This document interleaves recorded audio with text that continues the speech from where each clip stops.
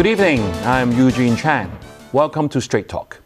Our guest tonight is Mr. Henry Tong, who is the chairman of the Hong Kong Council on Smoking and Health, which is a statutory body established in 1987 to protect the health of the public and to raise awareness of the harmful effects of tobacco. The chairman is going to tell us tonight why he thinks a total ban on all tobacco products would be a good move for Hong Kong. Welcome, Henry. Good evening.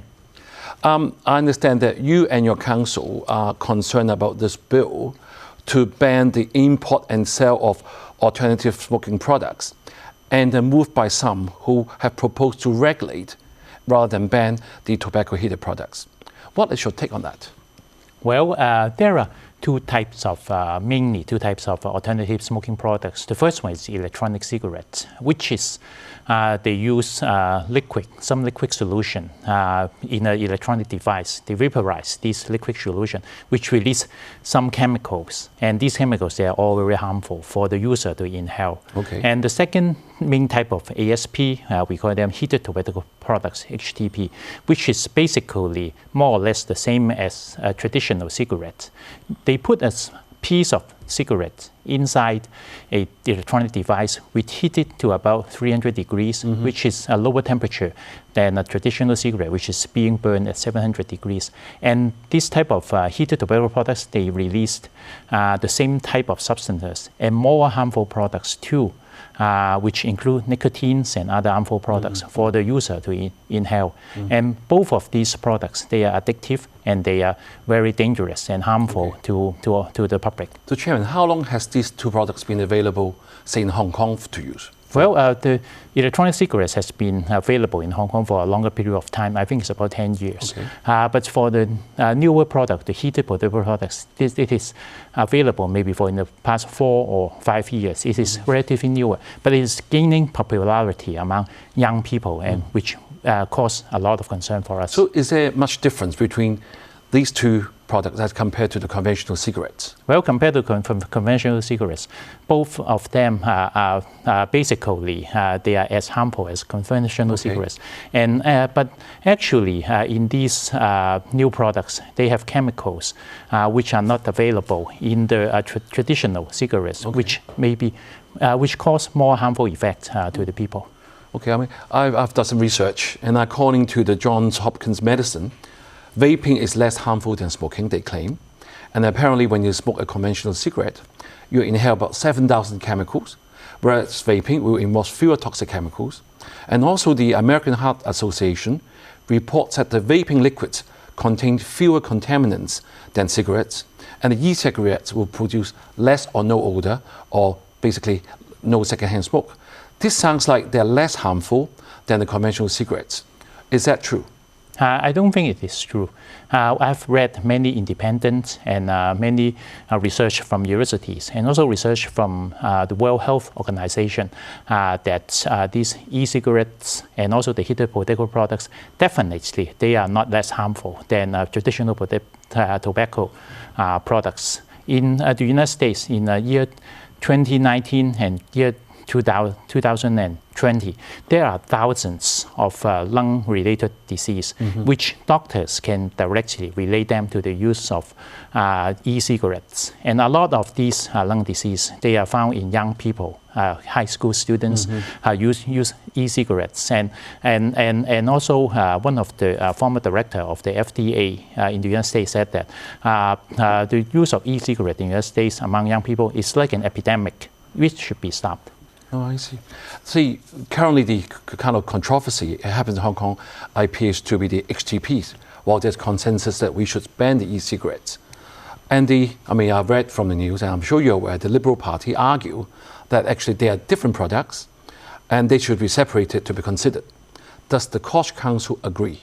Well, the Koch Council advocate and insist that the e-cigarettes and the HTP should be banned altogether, because in Hong Kong, our work for smoking cessation in the past 30-some years has had some success. In the 1980s, the smoking preference in Hong Kong is over 20%. In year 2019, the smoking preference in Hong Kong is down to 10.2%. But we have seen that there's a trend that the smoking preference in Hong Kong is slowly going up.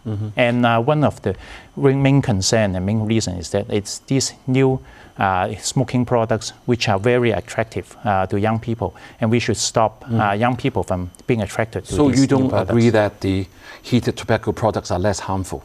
No, I don't agree that the heated tobacco products are less harmful. There are many independent reports which I've read that they said they confirm that the heated tobacco products they not only release nicotine and tar, which are found in traditional cigarettes, but there are at least 80 harmful chemicals in the heated tobacco products which are not found in traditional cigarettes. And at least 4 of them are carcinogenic, and 19 of them are genotoxic, and 20 of them have other harmful effects to health.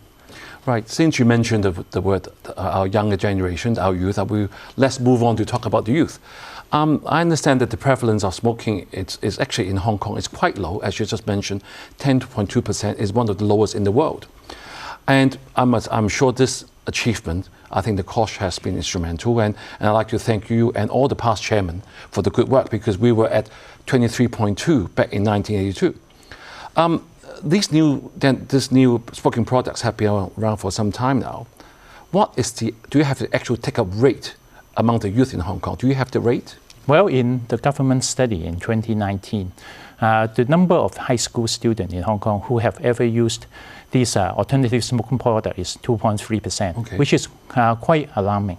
And the number of secondary school students in Hong Kong who currently use electronic cigarettes, 0.8%, and who are currently using heated tobacco products, 0.5%. Which is also very alarming.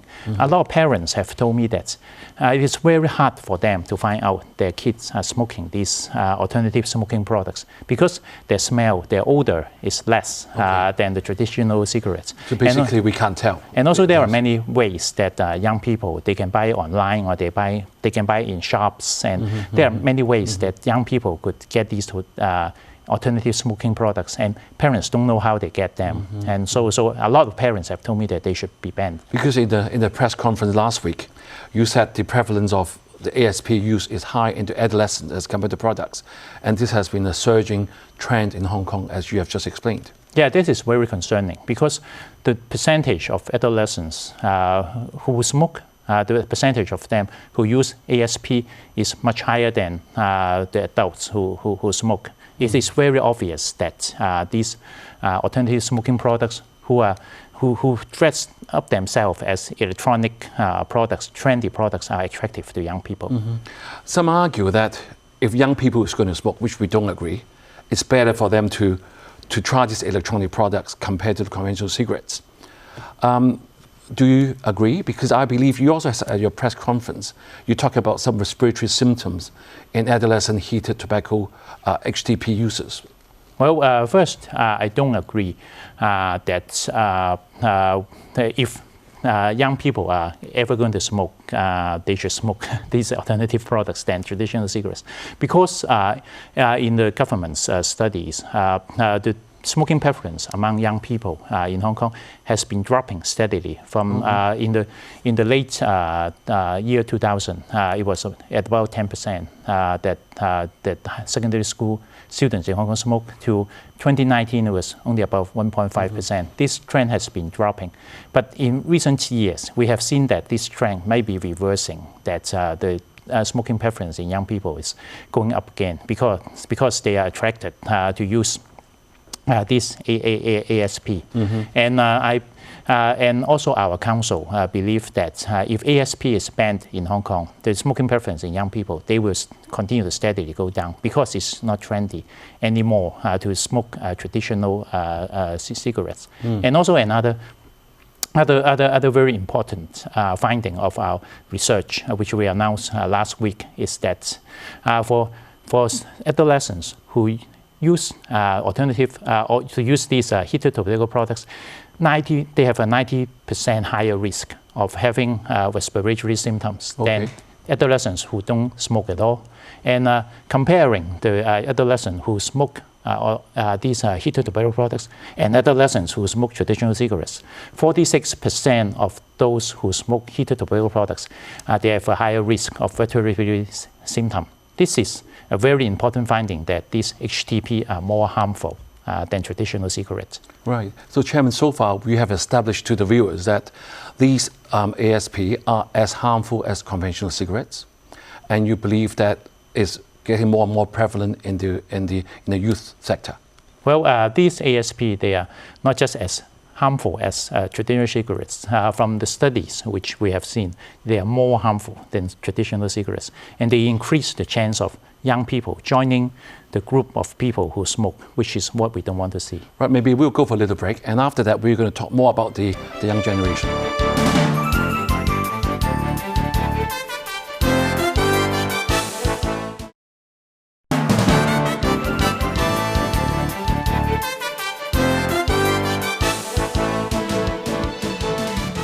Welcome back.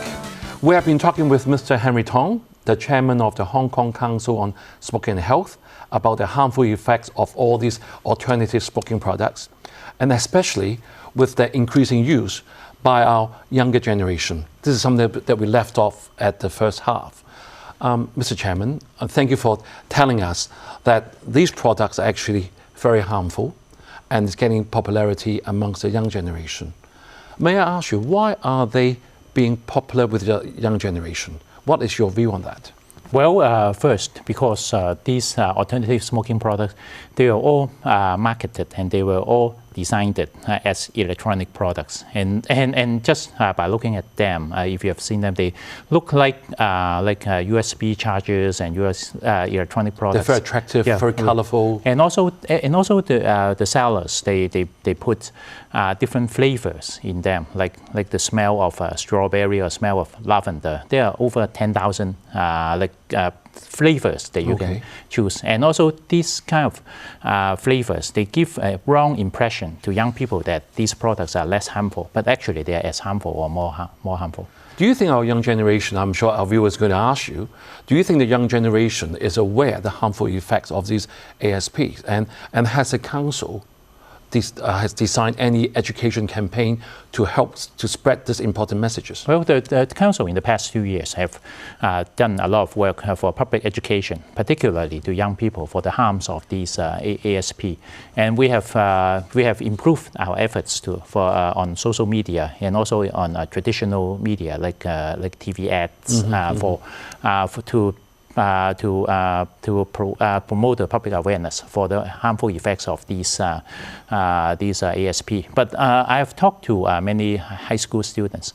Some of them, they still lack the awareness for the harmful effects of these ASP. That's why I've also been talking to the Education Bureau that in the health education in secondary school, primary school, and kindergarten, the harmful effect of ASP should be increased in the education. So it looks like the tobacco industry is spending a lot of effort into the marketing of this product into our young generation, aren't they? Well, the World Health Organization has indicated that whenever the tobacco industry faces a major threat, which is a reduction in smoking preference, usually they come up with some new tactics of promoting some new products, which they claim to be less harmful. We shouldn't forget the lesson which we have learned, that when I was young, I saw advertisement that there are some cigarettes which are called light cigarettes, or they are said that they're low tar cigarettes.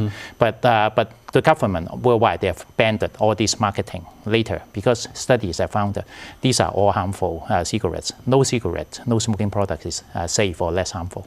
Okay. So, Chairman, we're in the beginning of the show. I raised, and then you agree that the council is concerned about the bill at LegCo.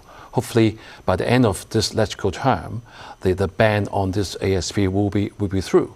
I've been reading about the different views on this bill, and maybe for our viewers' benefit, I'm going to play the devil's advocate here and present some of the facts to you. Maybe you can explain to them when we read those arguments, we know the rationale behind why you want to ban the products. Some claim the e-cigarettes are useful as an aid to quit or reduce smoking. In fact, the US FDA has authorized their use as a risk-modified tobacco product. Are they effective for that? And if it's effective, why don't we legalize it for Hong Kong? Well, this is a misleading claim that these e-cigarettes, HTP or ASP, helps people to quit. Actually, there have been many research worldwide and locally in Hong Kong that these ASP, they don't help quitting smoking. But actually, they also promote the smoking behavior. Last year in November, Hong Kong University released a report, which is a local research, confirming that the heated tobacco products has no use in helping to quit smoking. Also in Japan, there is a study which was announced recently that actually the use of HTP promote smoking behavior. There are people who has already quitted smoking. They were attracted to use HTP, and then they go back to smoking traditional cigarettes. So in a way, it doesn't help people to quit cigarettes. It doesn't. It doesn't help people to quit smoking. And so if they're banned, will we push all the smokers to go back to the conventional cigarettes? Well, for conventional smokers, actually, what we should do is to help them to quit smoking with ways which the health department is proven by the health department and approved by the health department for helping them to quit smoking. And going back to your question about the so-called FDA approval, actually, the FDA said it did not approve of there is not a FDA approval for HTP. There was a brand of HTP who applied to FDA for a claim that there was a modified exposure of some materials coming out from HTP. And the FDA said you can use the claim that the people who use this HTP, there is a modified exposure to them. But HTP said, by no means, this is FDA approval. So there was a misunderstanding. Okay. Chairman, there also some people claim that a total ban will inevitably lead to illegal trade and black market operations, and banning the sale of, but not the use, will be the loophole. What is your view on those two comments? Well, what I've known is that black market and a total ban has no direct relation. For example, the conventional cigarette is being regulated in Hong Kong, but there are also illegal trade of conventional cigarettes in Hong Kong. And also, I know that from looking back in history, if a harmful product is banned, totally banned at the right time, and with also the right law enforcement, it can be very successful. Okay. For example, in year 1987, the Hong Kong government at that time, they banned what is the so-called chewing tobacco, and that was very successful. In Hong Kong now, I think both you and me and our friends, they haven't heard of or they have not seen people in Hong Kong using chewing tobacco, and there's no black market of chewing tobacco in Hong Kong. On the other hand, in some other countries which did not ban chewing tobacco, like in the United States or India, that posed a lot of problem for the health of the people there. Okay. Another view. The e-cigarettes are allowed in 64 developed countries, including the US, the UK, and Japan. And our mainland is seeking to regulate but not ban these products altogether. Why don't we follow other countries or our mainland? Well, first, in the world, there are already about 30 countries which have totally banned e-cigarettes, and there are about 20 countries and areas which have totally banned heated tobacco products. The guideline from the World Health Organization to all of its members is that each country or area, they should set their tobacco control policy based on the history and the culture and also the different steps it has taken. You can look at different countries, what they do, but you don't need to follow. And I hope and I believe that most of the LegCo members, they should and they would put the life and the health of the Hong Kong people over and above interest of other form of interest, such as business interests. So in that case, how hopeful are you for this bill to be passed by the end of this legislative term? The answer is quite positive. Well, from what I know, the situation of the bill is quite severe now. As you have mentioned, some political parties, they have a different view from our council. On the other hand, I also know that not just in Hong Kong, but worldwide, there have been more and more reports, independent research coming out about the harmful effects of ASP, HTP, and e-cigarettes. And what I've been doing, the Council has been doing, is to present all these facts and reports and research to LegCo members. I personally is optimistic. I believe that most LegCo members, they would place the life and the safety of our people as the priority. Chairman, I'm going to ask you a more difficult question. Should this bill pass, I'm sure there will be loopholes around in the document. Can you foresee the tobacco industry going to come up with another new product? Well, the tobacco industry is all, as I said, the World Health Organization already knows. Tobacco industry has always been coming up with new products to prolong their profitability. I think, first of all, public education is very important. We will continue to improve our public education for the harm of any form of smoking. And secondly, I know that the Health Department and the Council will keep a close eye on whether the tobacco industry come up with new products, and if there were new products, we would study it and, if necessary, ask the government to ban it. Yeah, Chairman, so far, hopefully our discussion will have make our viewers consider the support to the government's ban. If our viewers have any good comments or good input, how can they voice their support? Well, they can voice their support through the website of our council. We like to collect opinions through our website from the public, and also on our website there is also like a signature campaign for people who support the passing of the bill, and we have already presented to LegCo over 110,000 signatures from the public to support. Chairman, we are now coming to the last part of the show. I want to ask you a very direct question again. We have done very well from 1982 to 2019, from 23.2 to 10.2%. When do you envisage that there's no more smoking in Hong Kong in your view? And recently I read that the CEO of Philip Morris International, which is a well-known brand, cigarettes industry maker, has called on the UK government to outlaw smoking within the next 10 years. See, all that seems that we are finally seeing the light at the end of the tunnel. If I ask you to give a date, what date would you say would be totally free of smoking? My hope is by the year 2030. The World Health Organization has a guideline to all the countries that please try to reduce smoking preference in your country or area to 5% or less, and then initiate what we call an endgame strategy, tobacco endgame strategy, to totally ban smoking. The whole government's directive now is to reduce smoking preference in Hong Kong to 7.8% in the year 2025, and I hope by the year 2030, Hong Kong will be smoke-free.